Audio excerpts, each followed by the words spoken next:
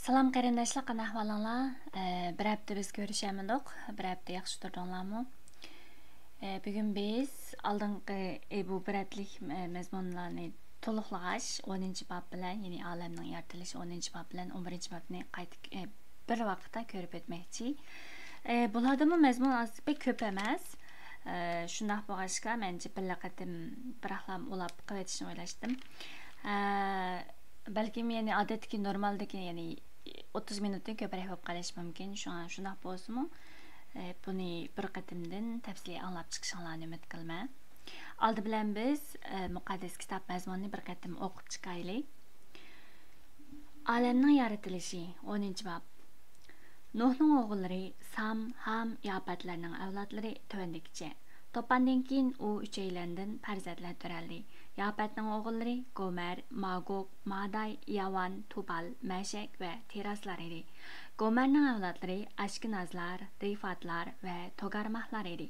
Yavanning avlodlari Alisha, Tarishish, Kittim, Rodanim xalqlari edi. Ular dengiz bo'ylarida va orollarda yashaydigan millatlarning otasi bo'ldi. Yafatning avlodlari o'z qabilalari va davlatlari ichida yashab, o'z tillarida so'zlashadigan millatlardan bo'lib qoldi. Hamning o'g'illari Kush, Misr, Liviya va Qananlar edi.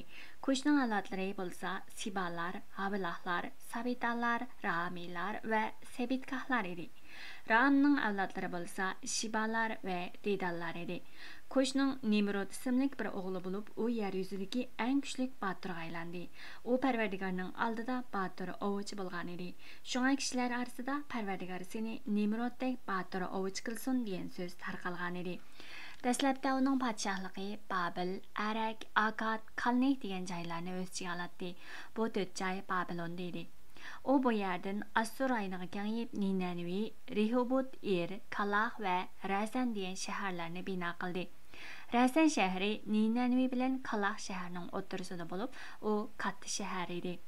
Misrning avlodlari Lotlar, Anamiylar, Lihabilar, Naftuhiylar, Patroslar, Kasluhiylar va Kirtlar edi. Filistinliklar bo'lsa Kasluhiylarning keyingi avlodlari edi. Qananning tunji o'g'lining ismi Sidon edi. Yana bir o'g'lining ismi Hit edi. Ularning ismlari keyin har millatlarning ismlariga aylanib, ular shu millatlarning bo'g'illari bo'ldi. Qanan yana Yabuslar, Amorlar, Gergashlar, Hivlar, Arkilar, Sindilar, Arvadilar, Simarilar va Hamatilarning bo'g'isi bo'ldi. Keyin Qananliklarning qabilalari nihoyat keng tarqaldi. Ularning zamin chegarasi Sidonning janubidan Gerarning yanidagi Gaza shahrigacha, sharqda Sodom, Gomora, Adma va Siboyimning yanidagi Lasha shahrigacha boradi. Hamning bu avlodlari har qaysi o'z qabilalari va davlatlari ichida yashab, o'z tillarida so'zlashadigan millatlardan bo'lib qoldi. Sam Yafatning akisi bo'lib, u Abarlarning otasi bo'ldi. Samning o'g'illari Elam, Assur, Arpaqshat, Lot va Aram edi. Ularning ismlari keyin har millatlarning ismlariga aylanib, ular shu millatlarning bo'g'illari bo'ldi. Aramning avlodlari O'slar, Hullar, Getarlar va Mashlar edi. Arpaqshat Shalahning otasi, Shalah bo'lsa Abarning otasi edi. Abardan 2 o'g'il turaldi. Birining ismi Palak, ahangjatda bo'linish edi. Chunki u yashagan davrda insonlar bo'linishga boshladi. Yana birining ismi Yoqtan edi. Yoqtanning avlodlari Almudatlar, Shalablar, Hazarmavtilar, Yarahlar, Haduramlar, Uzallar, Diklahlar, Obalilar, Abimaillar, Shibalar, Ofirlar, Havilahlar va Yobablar edi. Mana bularning hammasi Yoqtanning avlodlari bo'lib, ular Meshadan Safarning sharq tarafidagi taqchi bo'lgan joylarda yashaydi. Samning yuqorida tilga ilingan avlodlari har qaysi o'z qabilalari va davlatlari ichida yashab, o'z tillarida so'zlashadigan millatlardan bo'lib qoldi. Yuqoridagilar Nuhning avlodlaridir. Bular o'z zaminidagi har bir qabilalari bo'yicha xotirlangan to'pandan keyin dunyodagi butkul millatlar Nuhning o'g'illaridan tarqaldi. Olamning yaratilishi 11-bob. Dastlabda yer yuzida bir til bor edi. İnsanlar faqat bu tilda so'zlashadi. Ular sharq tarafga ko'chayotganda Babilondagi bir tuzlanlikka kelib o'rinlashdi. Ular o'zaro xish qo'yib, o't pishiraylik deb maslahatlashdi. Buning bilan ular qurilishda toshning o'rniga xish, layning o'rniga qarmay ishlatadigan bo'ldi. Ondan ular bir shahar bino qilaylik. Shaharda osmonga taqashqudek bir munora yasab, o'z nomimizni chiqarib taraf-tarafga tarqalib ketishimizni saqlanaylik deyishdi. Parvardigar insonlarning bino qilayotgan shahar va munorini ko'rgili tushdi.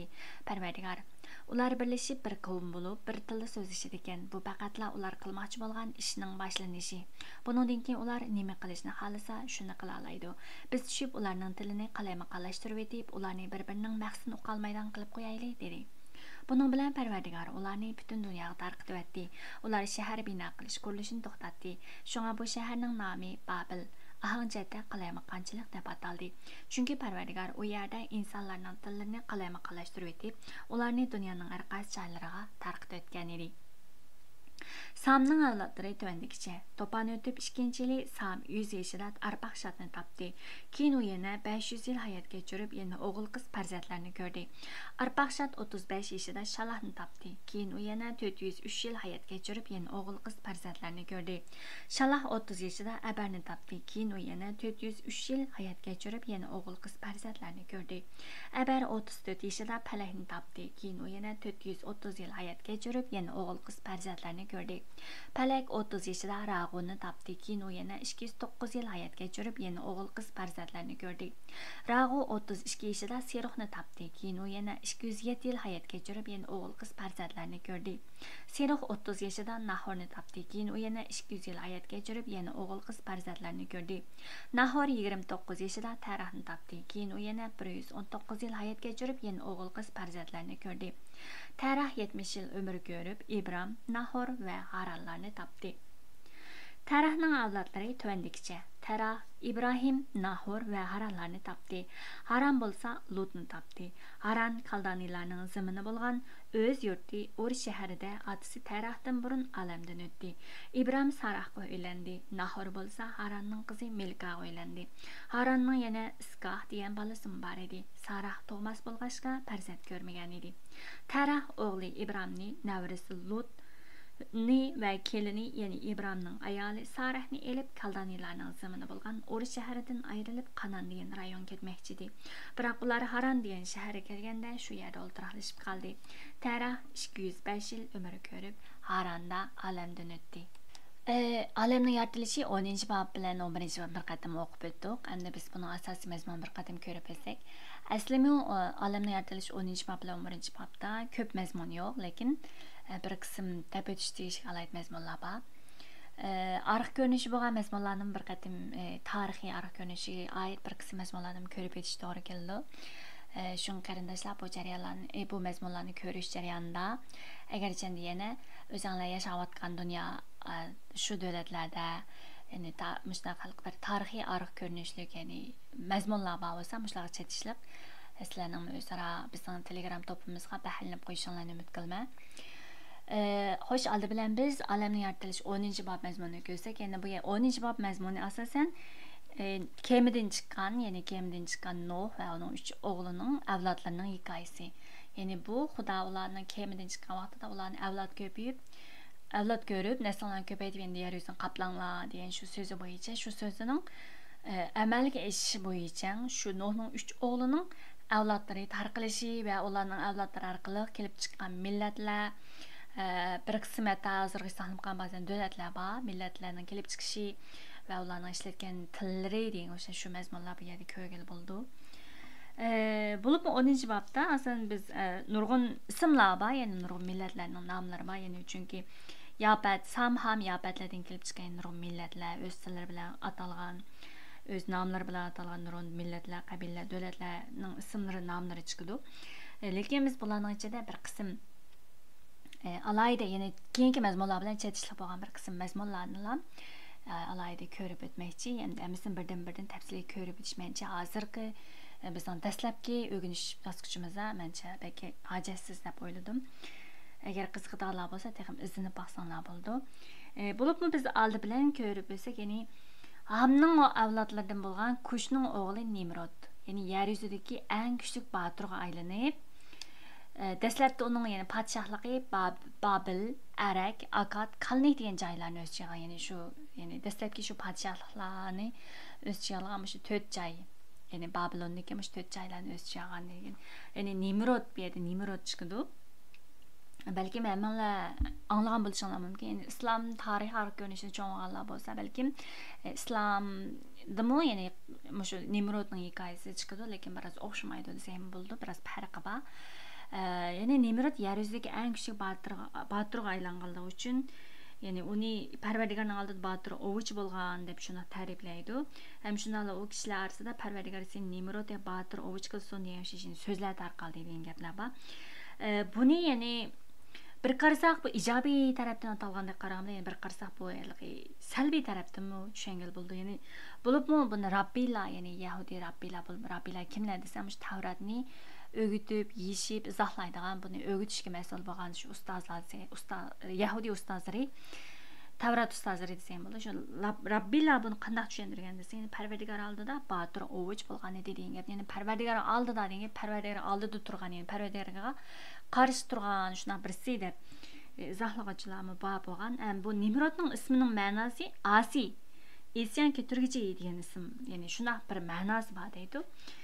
Lekin oniki endi Parvardigarning oldida, lekin botir o'vich bo'lgan bilan Parvardigarning oldida qilgani bo'lsa shu Rabbiylar bayam deganimizdek Parvardigarga isyon keltirgan, yani Parvardigarga qarshi keltirgan shunday ma'nolarim bor deb 10 bobning 9-mazmunlarini shuni izohlaydiganlar bor. Endi bu Nimrodni endi bu so'ziga, bu nimasiga qarab bundaq ko'masdan davomini ko'rsak, yani dastlab uniki padişahlığı, yani onun padişahlığı, yani yani Babil, Arak, Akkad, Kalne degan joylarni o'z ichiga olgan emasmi? Bilibmi biz bu yerga ko'rib o'tishdik ish bo'lgan bir yer bor. Nima desa Akkad. Akkad padişahlığı, yani bu Akkad degan dastlabki madaniyat, yani yeziq madaniyatidagi eng dastlabki eng koni madaniyat, yeziq, yani Akkad yeziqi. Yani eng dastlabki insoniyat tarixidagi eng dastlabki yeziq, yani Akkad yeziqidan tepilgan nurg'un deymiz, Akkad yezig'i bayqalgan. Shunga o'xshash shu Akkad padişahlığı, yani shu Nimrodning padişahlarining ichidagi birisi Akkad padişahlığı, yani Akkad tili. Bularning yani Akkad tili bo'lsa milodiydan burungi 2350-yildan, yani milodiydan burungi 605-yillargacha qo'llanilgan degan gaplar bor. Endi bu Akkad padişahlığı bayan degan o'xshash milodiydan burungi 2350-yili tiklanib, yani 2150-yil atrofida Akkadning 3-podshohi Urluq Sumerlar tarafidan yemirildi. Yani bu yani İbrahimning nimasiga yaqin, yani bir qatim chiqdi, yani Urluq Sumerlar. Bu Sumerlar degan gap, bu Sumerlar bizning tilimiz bo'yicha biz yani Sumerlar deb ataymiz, lekin bu muqaddas kitobimizda yani Babilon, Kaldaniylar deb tilga chiqdi, yani o'tirg'i chiqdi.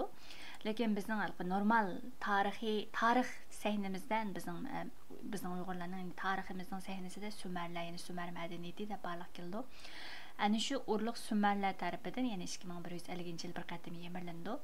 Hem bu Sumerlar ham 2000-yil milodiydan burun 2000-yillar kelgan vaqtida yana elamliqlar, yani hozirgi farislar, İran farisliklar tarafidan yani yemirilgan mazmunlar, bular normal tarix nimamizda topqili bo'lgan mazmunlar.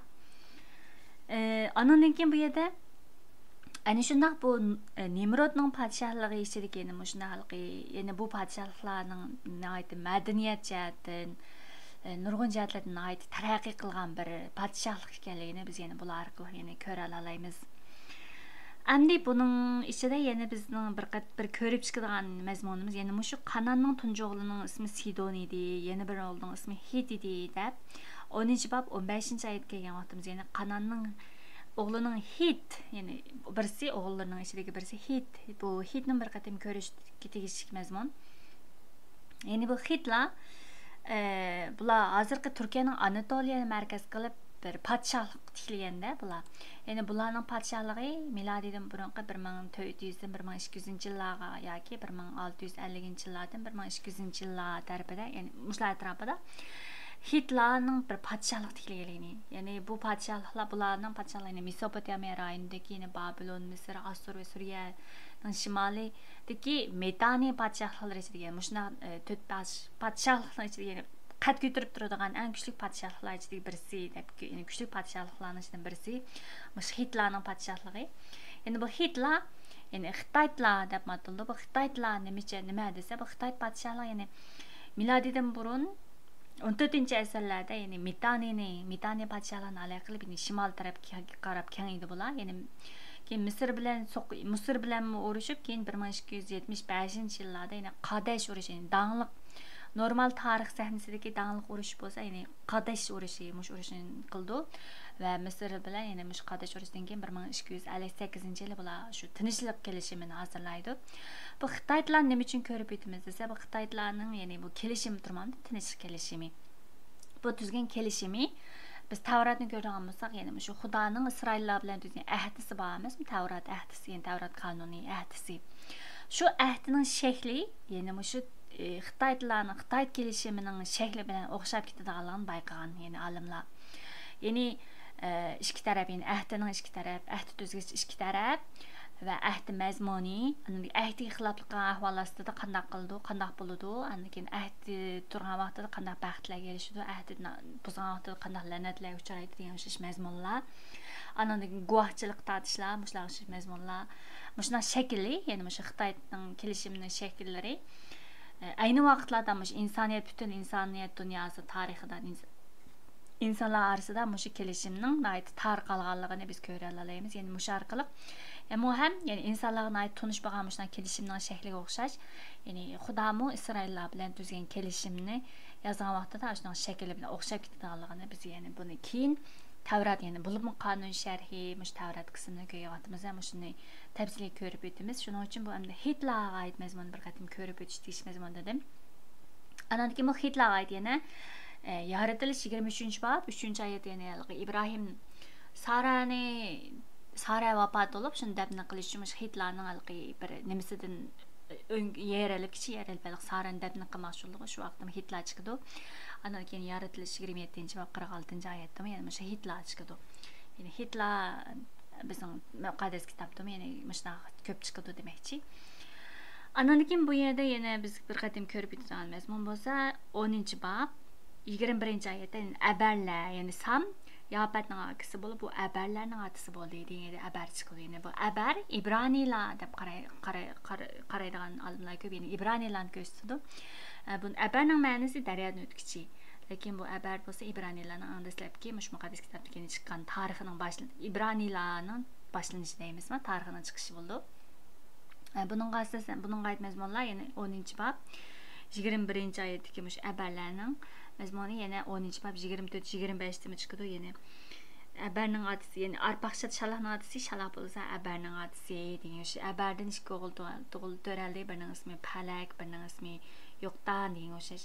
Mushun o'xshash abar İbranilar bo'lib, ya'ni tarix boshlanishi bo'lib, ya'ni buni yana biz, ya'ni yangi ahdda Luqa bayon qilgan xo'sh xabar 3-bob 35-36-oyatda yana mush abarning ismi, ya'ni bu yerda biz ko'ra olamiz. Ya'ni bu nasabnoma, ya'ni Hazrat Aysoning nasabnomasida, ya'ni Odam otiga qadar bo'lgan nasabnomasida bu yerda ko'ra olamiz. Demak, bu 10-bobning mazmuni orqali biz nima ko'ra olamiz desak, demak, kemidan chiqqan Nuhning avlodlarining Xudoning amri bo'yicha nasllarni ko'paytirib, dunyo tarqalib, hozirgi dunyodagi barcha millatlarning, davlatlarning hatto nomlarimi ba'zanda shunday Nuhning 3 avlod orqali taralganligini biz ko'ra olamiz. Endi bu Nuh hikoyasi degan endi bizning bu muqaddas kitobimizda ham emas, balki ko'p millatlar, shu O'rta Sharq bo'lsin, shu taraflardagi ko'p millatlarning normal tarixiy yozmalarda, rivoyatlarda bu Nuh hikoyasi har bir ko'p millatlarniki rivoyatlarda ko'rildi. Lekin endi mazmun jihatdan har xil turli bo'lgan bilan endi Nuhning hikoyasi orqali ko'p chiqdi. Endi o'zining avlodlarining boshlanishi, nasab nomlarini mush orqali ham chiqargan, mushdan bog'laydiganlar millatlar ko'p.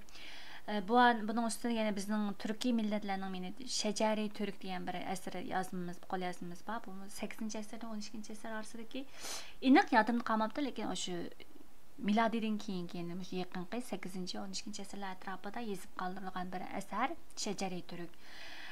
Lekin bu Shajariy Turkdagi nasabnomani normal bizning ba'zan tarixshunoslar qo'l foydalanib, qo'l yozmani tadqiq qilganlar uni tadqiq qilib, uningdagi nasabnom bo'yicha shuning ishini qilganlar bor, lekin men o'ylayman uningdagi ba'zi nasabnomining nimalarni ko'proq tekshirishga to'g'ri keldi, ba'zan nasr udul kelmaydi deb qarayman. Lekin Sumerlarga oid, ya'ni bizning turkiy millatlarning nasabnomasini elamlıqlar degan o'xshash, ya'ni hozir farislar bularning qilgan Sümerler bilan qo'shib, ya'ni tadqiq qilgan bizning o'zimizning Uyg'urlarning ichidan tadqiq qilgan olimlarimiz bor.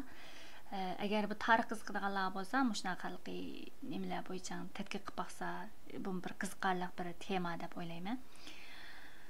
Demak, 10-bab orqali biz nimani ko'ralaymiz desa, asosan shu Hittitlar, bo'lib Hittit kelishimining mazmuni, ya'ni kelishimning shakli bo'lsa, shu ayni vaqtlarda insoniyat madaniyatiga ta'sir ko'rsatgan bir kelishim ekanligini va shundaqla bu xil kelishim orqali, ya'ni bu kelishimga o'xshab qolgan Xudo bilan Isroillar orasidagi kelishimning shaklimi bu kelishimga o'xshab qolgan bir mazmunlar borligini, insonlarga tunishliq bo'lgan bir kelishimning shakli orqali Xudo meni insonlarga shunday bir ahd tuzganda shunday bir kelishimga, ya'ni insonlar tushunalaydigan bir mazmun orqali shunday bir nimani qo'llanganligini biz ko'ra olamiz. Bu bir tadqiqotlarning bir shakli yo'nalishi deb buni bir tilga ilib o'tay dedim. Anoniki mush Akkad yezigi, Akkad tili, bu yezig'mi bir qadimiy bir yeziq ekanligini bir qatim ta'kidlab o'tsak, buningdagi asosiy mazmun ana shunda Xudoning so'zining amalga oshirilishi, ya'ni Nuhning 3 avlodidan kelib chiqqan dunyo naslining ko'paytib yana dunyo taralishi. Anandaki namdi bunun içinde yine şu bir qarasak Yebuslar deb, ya'ni 10-bab 16-oyatda bir qilib qolgan mazmun bor, ya'ni Yebuslar degan bir ism bor. Yebus Qanan, ya'ni Yebuslar, Amurlar, Girgashlar degan o'xshash mazmun chiqadi 16-oyatda. Bu Yebuslar bo'lsa, Yerusalimda yashagan bir millat ekanligini biz ko'ra olamiz. Bo'lib Yeshua 8-bab 15-bab 8-oyatda, 18-bab 28-oyatlarda Yahuda qabilasiga tava zimin ekanligini, ya'ni Isroillar Qanoan ziminiga kirganda bular Yebuslarni yo'qotib shu joyni egalligini ko'ra olamiz. Bo'lib mishadagi Qanonning avlodlari Nuhning o'qigan la'nati bor, Qanonga la'nat yoqqay, uning avlodlari Yapatning avlodlari qul bo'lg'ay degan o'xshash mazmun bor. Mushu mazmun Yeshua 9-bab 27-oyatlarda, ya'ni mushu Qanonning avlodlarining mush Yapatning avlodlari qul bo'lgan mazmunlarning amalga oshirganligini biz endi ko'ra olamiz. Ya'ni shu Qanonning avlodlarining bir qismi avlodlarining bo'lsa, ya'ni mush Isroillar Qanoan ziminiga kirgan vaqtida bir qism yo'qotgan bir qism millatlarning o'sha yerda chiqqan bir qism millatlarning shu vaqtga kelgan vaqtda yo'qitilganligi, ya'ni Isroillar tomonidan yo'qitilib ba'zi qul qilinib degandek, shunga o'xshash Nuhning la'natining shu joyda amalga oshirganligini biz endi ko'ra olamiz. Qarindoshlar, meni material qarsanglar bir xaritani chiqarib qo'ydim, ya'ni Ibrohimning sabri degan mazmun. 13-babdan bu xaritani davomli ko'rib o'tamiz. Ya'ni bizning muqaddas kitobda xaritalar azroq farqli, bundan ko'proq mazmunlarni, ko'proq joy nomlari ko'proq tilga ilingan. Shuning uchun bu yerda ko'proq tilga ilingan joylarning nomlarining rayonning jo'rabalik o'rnini xarita orqali bir qatim ko'rib chiqsanglar yaxshiroq bo'ladi dedim. Ya'ni bu yerda Hittitlar degan o'xshashmishlar, ya'ni Ararat, Nuhning kemiz qo'ngan joylarning o'rni degan o'xshash yerlar bu yerda ko'p ko'rsatilgan. Buni bir qatim tafsilroq ko'rib o'tishingizni umid qilaman. Xo'sh, shunday bo'lsa, olamning yaratilishi 11-bab ko'rib boqaylik. 11-babda asosan cho'ng 3 mazmun bor. Birisi Babil munara hikoyasi, ya'ni birisi Samning avlodlarining, ya'ni Nuhning avlodi bo'lgan Sam ham Yapatlarning ichidagi Sam. Faqat Samning avlodlariga markazlashtirib bir nasabnomani bir tuziydi. Andan keyin Samning avlodlaridan kelib chiqqan Ibrohimning kelib chiqishi, ya'ni ayrim bir bo'lak qilib Ibrohimning nasabnomasini qilib boshlaydi. Oldi bilan biz, ya'ni Xudoning tillarni ko'plab, ya'ni tilni ko'p tillarga bilib etishi, ya'ni Babil munarini biz oldi bilan ko'rib o'tsak, ya'ni dastlabda yer yuzida faqat bir til bor edi deb turib, ya'ni bu yerda lekin endi mushu til bir til bo'lganda, lekin bu tilning nima uchun ko'paytirilayotganligining sababini o'sha yerda Babil munari orqali biz ko'ra olamiz. Oldi bilan bir ko'rib o'tishlik kichikdan bir mazmun bor. Endi bu nihoyat muhim degilim bo'lmaydi, lekin bu orqali nihoyat bir qiziqarli masalalar, qiziqarli tema chiqadi. Ya'ni sharq degan gap bor bu yerda. Sharq taraf degan o'sha mazmunni takror chiqadigan mazmunlar bor. Azirg'ish ko'rib o'tgan mazmunlar ichida bo'libmi? Yaratilish 2-bab 8-oyatda Parvardigor Xudo sharqdagi Eram degan joyda bir bog' paydo qilib, Odamni shu yerga o'rnashtirdi deydi. Yeni yaratılış 3. bab 24. ayettim. Xudo odamni hayotlik tarixiga yaqinlashmasin deb Eron bog'ining sharq tarafiga kerub va qilishlarni o'rinlashtirdi deydi. Yeni yaratılış 4. bab 16. ayet qaraydigan bo'lsak, buning bilan Qobil Parvardigorning huzuridan chiqib Eron bog'ining sharq tarafidagi Not degan joyga o'ltiraqlashib qoldi degan gap bor. Yeni yaratılış 10. bab 30. ayetda ular Meshadin Safarning sharq tarafidagi taqchi bo'lgan joylarda yashaydi degan o'xshash. Ana shunda halqi sharq degan gap, ya'ni sharq taraf, sharqqa qarab ko'chib degan o'sha sharq degan mazmun ko'proq uchraydi. Hamma 11 babdami ular sharq taraf ko'chayotganda Babilonlik bir tuzlanlik qilib o'ltiraqlashdi degan o'sha sharq taraf ko'chgan degan o'sha sharq degan mazmun yana ko'proq uchraydi. Biz bular orqali yana bu yerdamda Eram degan joy bo'lsin, yana bu yerda insonlarning qanyalar bo'lsin, bu yerlarning faqat bir rivoyat bir shakl emas, sharqning bir rivoyat bir shakl emas, balki haqiqiy bir hozirgi biz yashayotgan hozirgi o'rinlarda haqiqiy mavjud bo'lgan bir o'rin. Shunday taraflarda, shu taraflarni asos qilib, shu taraflarda, ya'ni insoniyat madaniyatining shu taraflardan rivoj topgan shunday bir madaniyatlar, madaniyat büyüklükleri, işgalliklerini biz yani ko'ra olamiz. Shuni bir taklif etdim. Agar buning qiziqadigan qarindoshlar bo'lsa, endi davomli iznini bosaq bo'ldi, iznini bosanglar bo'ldi. Asli mazmun kelsak, ya'ni Babil munariga muhim bir mazmun nima desa, ya'ni Babilda, ya'ni bu yerda ya'ni bu kishilar biz bayam dedik, ya'ni Nimrodning bu podshohlar, ya'ni 4 rayon, ya'ni Babil shahri ichida, Babil degan joy dedi, Babilon dedi dedik, ya'ni Babil, Arak, Akkad, Kalnik degan shu 4 podshohlar, ya'ni bu 4 joy Babilon dedi dedik. Ya'ni bularning nimasi qaraydigan bo'lsak, bularda ya'ni podshohlikda madaniyatning har qanday bir texnikalarning bir taraqqiy qilgan, rivojlanganligini biz astur ko'rib o'tgan edik. Ya'ni bu yerda yana bir ko'rib o'tadigan bularmi yana yani ular yana shu Babilonlik bir tuzlanib kelib o'rinlashganlarmi yana ular nima deydi desanglar, xish qo'yib o't pishirayli. Ya'ni burun vaqtlarda bo'lsa toshlardan qilib bir narsalarni tuzib qurbonlik qilgan qurbongohlarni bo'lsa toshlardan tuzib emasmi? Masalan, qonun shariga qaraydigan bo'lsa, Xudoning qurbongohini qo'l tegmagan, hech qanday qurol tegmagan, shunday yo'lingan toshdan Xudoning qurbongohini yasashni bekitgan Xudo. Lekin bular insoniyatlar betaraqib desa, xish qo'yib o't pishirib, ya'ni ular qurilishda toshning o'rniga xishni ishlatadigan, ya'ni layning o'rniga qarama ishlatadigan bo'lgan deb, ya'ni bu yerda ya'ni texnikalarning shu qadar taraqqiy qilganligimizni ko'ra olamiz, insonlarning texnikasining rivojlanganligini.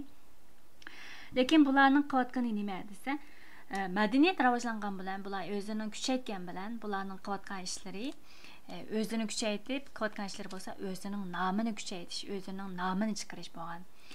Albatta, agar bu odamning kuchlanishi emas, Xudoning nomi uchun, Xudoning ulug'ligi uchun, Xudoning shon-sharaf uchun bo'lsa, bu Xudo xursand bo'lgan ish bo'lgan bilan, lekin inson o'zining nomini chiqarib, o'zini kuchaytirib, o'zini xudolashtirib, o'zini ilohlashtirib, o'zini ustun o'ringa qo'ygan vaqtda bo'lsa, bu bo'lsa aksicha Xudoning la'natiga uchraydigan bir usul, bir qilmish. Shunga o'xshash bularning qotgan ishi meni bir shahar bino qil, oldi bilan bular shahar bino qiladi. Ya'ni bu yerda shahar bino qiladi degan mazmun burun Qobilnikida hikoyasidan meni bir qatim ko'rinib chiqqan. Ya'ni Qobilmi 4-bab 11-oyatda Qobilmi, ya'ni Xudoning huzuri qo'llangandan keyin sharq tarafga mana bular u yerda bir shahar bino qilib, o'g'lining nomida atagan-ku. Shu joyda ya'ni shahar bino qilib degan o'sha. Bir shahar bino qilishga ben o'zini rivojlantirib, o'zining shu vaqtlarda mal qilish, bir shahar bino qilib, o'zini qo'rishab, nomini chiqarib, nom bilan atab degan o'sha. Ya'ni o'ziga markaz qilgan, ya'ni inson o'zini markaz qilgan bir qilmishning qilmish bo'ldi. Bu yerda endi bir shahar bino qilib, ya'ni osmon taqash qilib bir munar yasash, ya'ni osmon taqash qilib aytgan gap endi o'zining nimasini turar joyini qancha egiz bo'lsa, shunchalik ularga qancha egiz joylashgan bo'lsa, shuncha ulug' shu qadimki nimalarda nimalar bor emas, qancha egiz bo'lgan sari shuncha ulug' o'zini shunchalik nima ko'rsatadigan, ilohlashtirgan. Shuncha munar yasab, osmon taqishdan munar yasab, o'z nomimizni chiqaraylik deb bu yerda eng muhim point bor, eng muhim mazmun bor, nomimizni chiqaraylik deb degan mazmun bor. Nomimizni chiqarib taraf tarqalib ketishimizni saqlaylik degan gap. Ya'ni bularning hamma maqsadi mayli shahar bino qilsin, mayli munar yasab, osmon taqishda munar paydo qilsin, bularning maqsadi bo'lsa o'zining nomini chiqarish kerak bo'lgan. Endi bu biz bu yerda bu alemning yaratilishini bo'lsin biz burun biz ikki bo'lak cho'ng ikki bo'lak ayirgan, ya'ni 11-chi bobgacha bir bo'lak, oxirgacha bir bo'lak qilib. Buni endi bir butun Tavratning, ya'ni Tavrat 5 qism bo'yicha qaragan vaqtimizda, ya'ni alamning yaratilish 11-chi bobgacha, ya'ni asli tarix bo'lib 11-chi bobgachalik bir bo'lak bo'lgan. Ya'ni bu yerda nam degan so'z orqali, nam degan shu nima orqali biz ya'ni bir bo'lakni bilalaymiz. Bo'libmi bu nam insonlarning o'zini markaz qilgan, ya'ni namini chiqarish, bu nam degan so'z ibrohiy tilida sham degan ma'noni, sham degan so'z. Bu nam bo'lsa 11-chi bobgacha insonlar butga cho'qinib, undan qilib rezillik tulib yashagan emasmi?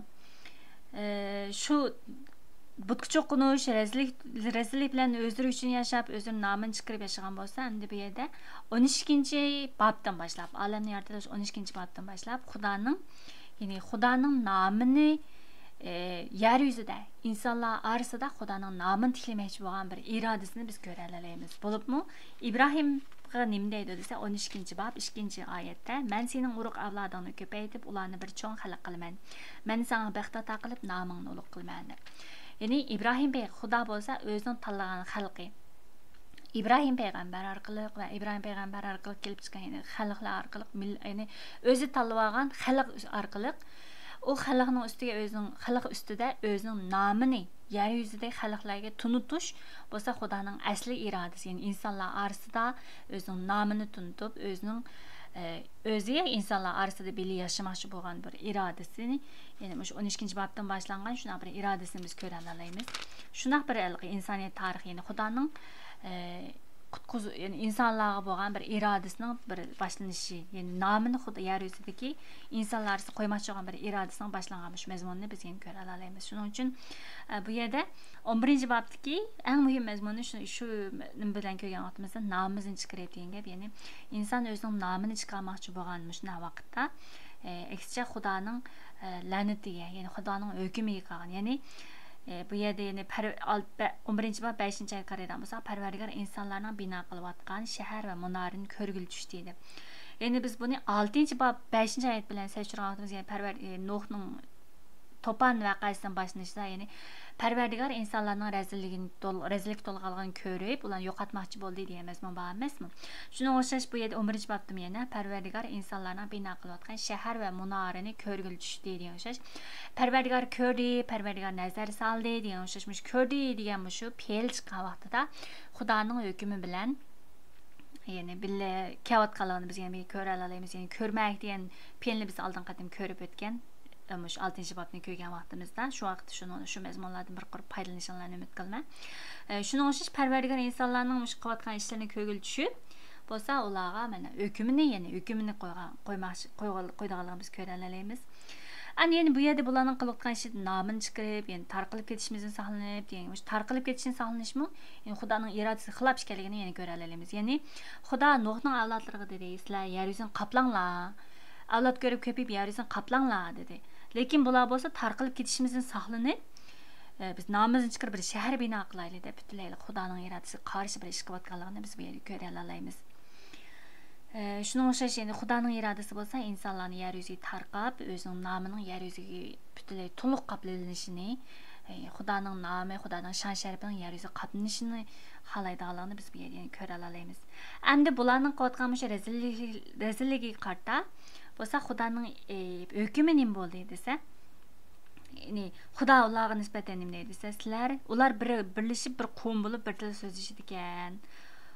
Bu faqat ularning qilmoqchi bo'lgan ishining boshlanishi. Bundan ular nima qilishni xohlasa, shuni qila oladi degan mazmun. Xudoning ularga bo'lgan bir so'zi mishaga ko'rildi. Ya'ni bu yerda insonlar agar bu ularning qilayotgan ishining faqat boshlanishi, ular nima qilishni xohlasa, shuni qila oladi. Bu yerda yana shu Nuh payg'ambarga aytgan bir Nuh payg'ambarning voqeasi 8-chi bob 21-oyat, ya'ni Nuh payg'ambarga aytganda, "Men garchi insonlarning tug'ilishidan, ya'ni ularning niyatining yomonligini bilmay, shunday bo'lsa men ularni yo'qotmayman" deb bergan bir va'dasi bor emasmi? Shu va'dasi, shu so'zi bilan qaragan vaqtimizda Xudo allabirun insonlarning tug'ilishidan rezilligini, niyatining yomonligini biladi, shuning uchun yo'qotmayman degan. Endi bu yerda shuna deydi, ular xohlasa, nimani qilishni xohlasa shuni qila oladi. Ya'ni insonlarning niyati yomon bo'lg'achqa rezil bo'lg'achqa nima xohlasa shuni qila oladi. Shuning uchun bu ularning shahar yasab, ya'ni bino munar yasab, nomin chiqirimiz deb qilayotgan ishi, bu qilmishlar ularning faqat qilgan ishining boshlanishi. Debdir bu ishlarning en boshlanishi, lekin bular xohlasa texnik ko'p rezilliklarni qilish mumkin deb shu o'ylab, ya'ni shunday hukm qilib, Xudo bularga bo'lgan hukm nima desa, ularning tilini qalayma-qalashtirib o'tish. Endi Nuh payg'ambar vaqtida degan emas, qayta insonlarni yo'qotmayman deb va'da bergan, ya'ni ahdisi bor.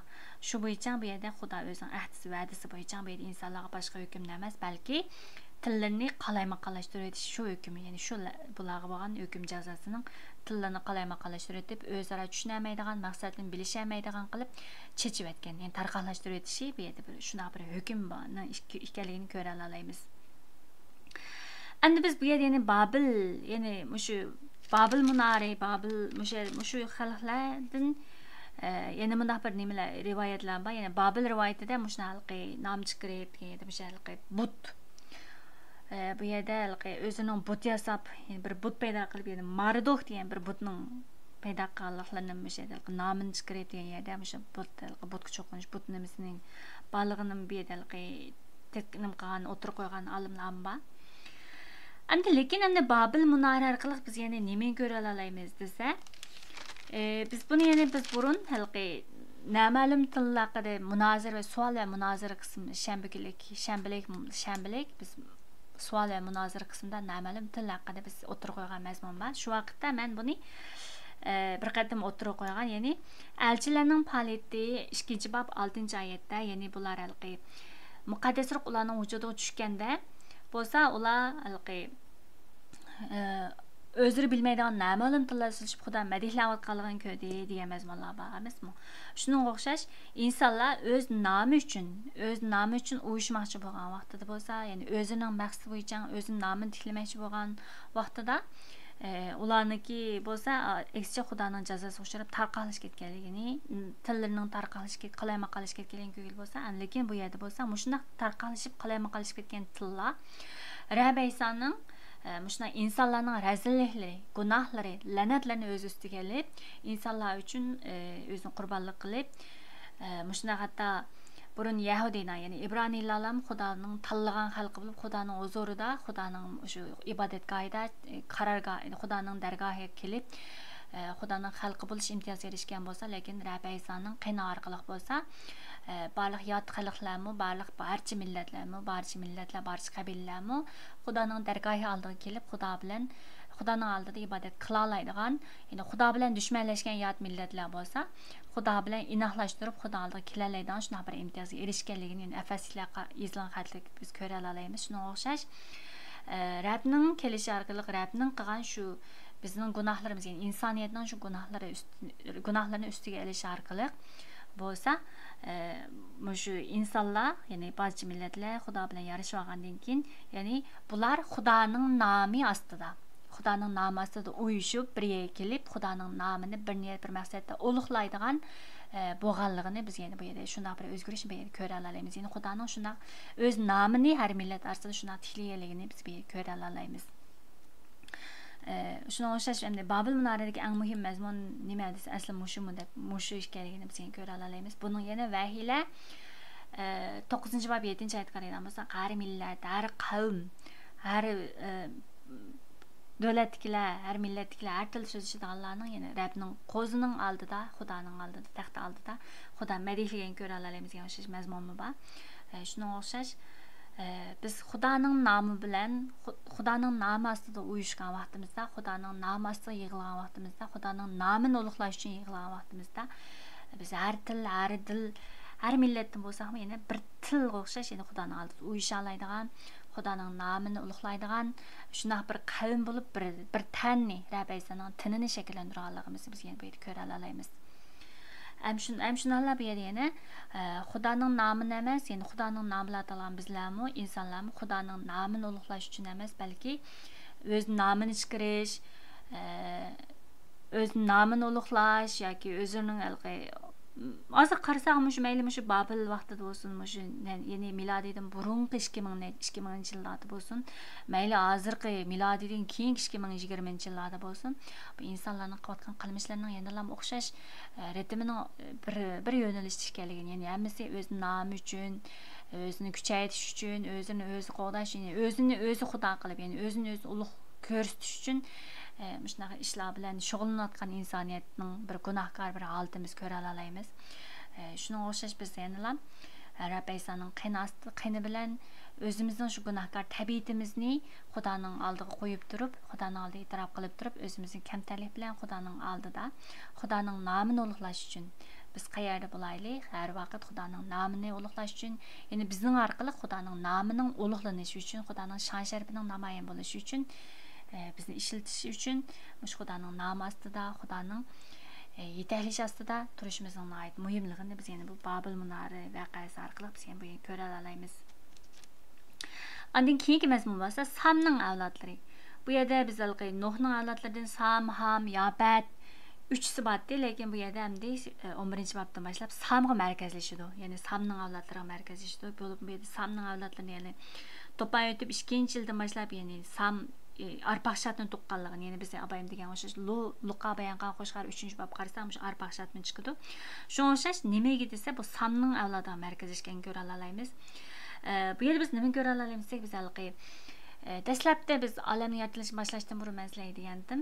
Ya'ni bu yerda avlod hikoyasi orqali butun olamning yaratilishini ko'ra olamiz deb shu bir qatim ta'kidlagan. Ya'ni avlod hikoyasi ham shu orqali biz ya'ni 3-bob orqali 3-bob 15-oyat, ya'ni ayolning avlodlari, ya'ni Odam bilan Havvoning gunohi orqali yilonga bo'lgan la'natda, ya'ni ayolning avlodi bilan yilonning avlodlarini dushmanlashtirib, ayolning avlodi bo'lsa yilonning 5-ni yanchiydiganligini, yilon bo'lsa ayolning avlodining topini yanchiydiganligini, ya'ni shu orqali ya'ni Xudoning birinchi xush xabari, ya'ni ahdisini biz va'dasini biz mishada ko'rgandik.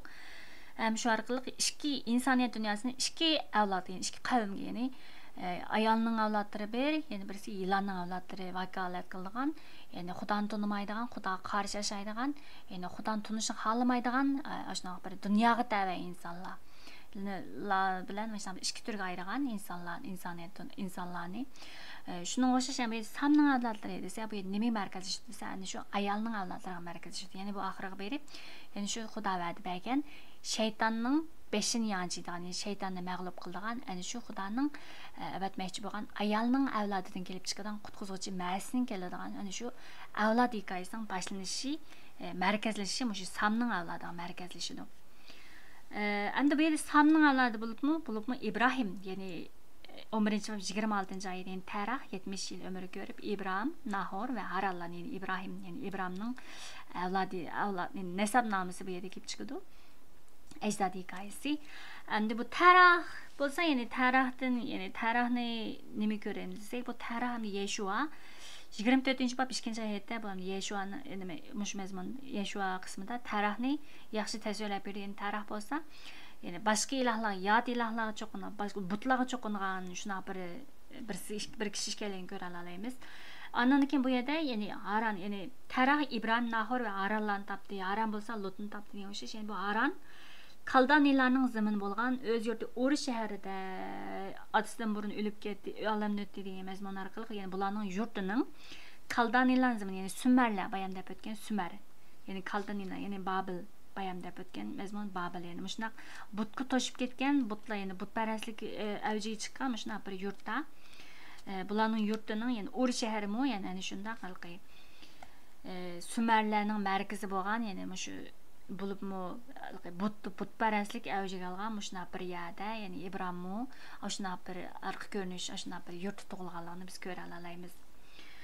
Mana shunday hamda Tarahning mazmuni shunday xalqi Tarahning bir butparast ekanligini biz shuni Yeshua qismi orqali biz ko'ra olamiz. Ya'ni bu qism orqali, ya'ni bu yerda yana Sarahning tug'mas ekanligini biz yana bu yerda ko'ra olamiz. Endi bu shunga o'xshash, ya'ni Nuh payg'ambarning hikoyasi boshlanishdan burun shunday avlod hikoyasi boshlangan biz diqqat qilgan bo'lsak, avlod hikoyasi orqali Nuh payg'ambarning, ya'ni Nuhning ismining yengillatkichi, ya'ni jabr jafolarimizni yengiltadigan bo'ldi deb uning otasining uningga Nuh deb qo'yish, ism qo'yishga maqsadning shunday ekanligini, Nuh payg'ambar orqali yangi bir dunyoning, yangi bir hikoyaning boshlanganligini ta'kidlab berdi. Bir avlod hikoyasi, shunga o'xshash avlodlar hikoyasining chiqib qolgan ko'rgandik. Endi biz yana İbrahim hikoyasining boshlanishidan burun mana shunday bir avlod hikoyasi bo'libmi, İbrahimning nasabi, ya'ni ajdodlari kelib chiqishiga oid mazmunlarning kelib chiqqanligini, ya'ni İbrahimning arx ko'rinishi, ya'ni oila arx ko'rinishi, kelib chiqishi, oila sharoitining, ya'ni butparast bir to'lgan oila ekanligini, ashuna bir oila kelib chiqqanligini, ham uning ayoli Sarihning bo'lsa tug'mas ekanligini, farzand ko'rmaganligini biz bu yerdan ko'ra olamiz. Ham bu yerda tarix İbrahimni va uning navrasi, ya'ni Lutni, Sarani elib, ya'ni Kaldani lazimni, ya'ni shu Sumer, ya'ni Babilon zaminidan ayrilib, ya'ni Qanon rayoniga ketmoqchi bo'lganliklarini, ham shundaqla shunaq minish jarayon, ya'ni u tarixning bo'lsa Aran shahriga kelgan vaqtida shu yerda o'ltiralishib, shu yerda olamdan o'tganligini, hamda tarixning, ya'ni butqichi qolmish tarixning mishada olamdan o'tib tarix hikoyasi tugab, hamda pakiz holatda İbrahim hikoyasi boshlanib, İbrahim orqali yana bir Xudoning qanday bir ishlarni qilmoqchi bo'lganliklarini biz yana bu yerda biz kutish orqali taqozolik bilan yangi bir mazmunni, ya'ni biz mazmunni yana saqlab turib ko'rishni keyingi soatlik darsimizdan boshlab yana boshlamoqchi. Xo'sh, qarindoshlar, endi bu qatimqi mazmun, ya'ni bugungi mazmun ve ko'p emas, ya'ni avlod hikoyasi va bu yerda endi bir qism avlod hikoyasi va bir qism shunday tarixiy ar ko'rinishlarni ko'rib o'tdik. Bo'libmi Babil, ya'ni shu vaqtlardagi, ya'ni Akkad yoziqi, ya'ni qadimiy yoziqlar, madaniyatlarning taraqqiyotlarini, ya'ni tarix, ya'ni bu normal insoniyat tarixidagi bir tarixlar bo'lishga, ya'ni normal insonlar bilan paranglasha oladigan, bu ya'ni arxeologlar tarafidan ya'ni izohlangan, ya'ni paketlangan normal paketlik hikoyalar bo'g'ashga bir qatim ta'kidlab o'tdik. Andan keyin Xitoy kelishimi, bu kelishimning ham shu vaqtlarda insoniyatlar orasidagi o'zaro kelishim tuzgan vaqtlardagi umumlashgan bir kelishimning shakllarini biz ya'ni bular orqali biz ko'rib o'tdik. Andan keyin ya'ni Babil ular, ya'ni Xudoning nomini emas, balki o'zining nomini butlashtirish, ya'ni o'zining nomini chiqarish uchun, o'zining nomini chiqarib bir shahar bino qilmoqchi bo'lib, o'zining nomi uchun ishlayotgan bu xalqlarni bo'lsa, bu qilmishlarni, rezil qilmishlarni bo'lsa, Xudoning ularga hukm tushirib, tilni qalayma-qalashtirib etganligini ko'rib o'tdik. Shundaqla oxirsida biz Samning avlodiga markazlashtirib, hikoyaning hamda bara-bara markazlashib, İbrahimga markazlashganligini biz yana bir qatim ko'rib o'tdik. Ma'qul qarindoshlar, bugungi mazmunimiz shugacha bo'lsin. Biz yana keyingi mazmunimizni taqozolik bilan kutish orqali keyingi mazmunimizni qayta ko'rishaylik. Bugungi mazmunlardan ait ismlar, millatlarning ismlarini ait ko'p, bu hamda normal insoniyat tarixi bilan ko'rgan vaqtimizda ait qiziqarli mazmunlar ko'rinib chiqdi. Bu hamda tarix qiziqadigan qarindoshlar bo'lsa, buni texnik tadqiq qilib beqishni umid qilmay, ya'ni qadimiy materiallarni, qo'lyozmalarni tadqiq qilish orqali bizning hikoyalarimiz bor, turkiy millatlarning shu yergacha tadqiq qilib baxsonlar bo'ldi. Biz hamda chunki biz normal insonlar bilan paranglashish orqali bu deganlar butun insoniyat qiziqadigan mazmunlar bo'lishgan. Biz ya'ni haqiqat ustida, Xudoning bu haqiqat ustida, ya'ni Xudoning bizga tunutgan shu haqiqat bilan buning ham haqiqatligini, haqiqat ekanligini biz ham o'zimizning boshqa qarindoshlarimiz bilan baholanish uchun shunday mazmunlar ustida bilib, temalar ustida bilib paranglasha olamiz deb o'yladim. Shuning uchun bu mazmunlarni bir qatim ta'kidlab o'tdim. Agar yana bularga oid shunday tarixiy millatlarga oid mazmunlar, ya'ni o'zinglar turish o'rinlaridagi joylardagi tarixlar orqali o'rgangan mazmunlar bo'lsa, yana o'rtoqlashishinglarni umid qilaman. Ma'qul hamsa qarindoshlar, hammalarga Xudodan kelgan aql parasat bilan Xudo o'zining so'zini tushuna oladigan chonqur tushuncha, aql parasat va ro'shan qilib ato qilishini, muqaddas ruh orqali sizlarni yetaklayishini umid qilaman. Ma'qul hamsa xayr, xush kelak sonda biz ko'rishaylik.